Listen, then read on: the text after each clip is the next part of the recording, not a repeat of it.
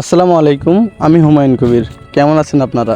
যারা গ্রাম ছেড়ে প্রবাসে এবং শহরে আছেন তারা অবশ্যই গ্রামকে খুব মিস করেন। জীবিকার তাগিদে আমাদেরকে গ্রাম ছাড়তে হয়, না হয় গ্রামে থাকা এমন কঠিন কিছু নয়।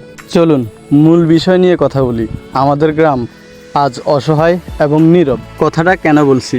মূলত আমরা 1997 সাল থেকে 2003 সাল পর্যন্ত এর ভিতরে যারা জন্মগ্রহণ করেছি তাদের বেশিরভাগ সময়টাই আমরা কাটিয়েছি রাস্তায়, খেলাধুলায় মেতেছি বন্ধু বান্ধবের সাথে।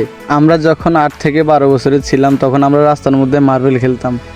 আমাদের বড় যারা আছে তারা আমাদের এই মার্বেলগুলো ফেলে দিত পানিতে, আমাদেরকে খেলতে দেখলে বকাঝকা করতো। কিন্তু আমাদের বেশিরভাগ পুরো দিনটাই কেটে যাইতো রাস্তার মাঝে। স্কুল শেষে যখন বাড়িতে ফিরতাম বন্ধু বান্ধব সবাই মিলে রাস্তার মধ্যে মার্বেল খেলতাম। স্কুল ছুটি হলে স্কুল থেকে ফেরার পথে বাড়িতে এসে আমরা কোন খেলাটা খেলবো সেটাই ডিসাইড করতাম।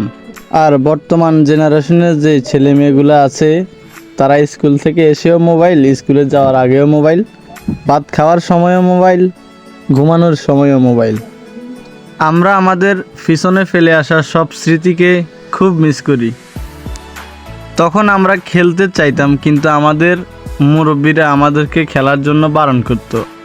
তখনকার মুরব্বীরা ছিল আমাদের বিপক্ষে, আর এখনকার মুরব্বীরা সব ছেলে মেয়েদেরকে খেলার জন্য উৎসাহিত করে কিন্তু তারা খেলতে চায় না।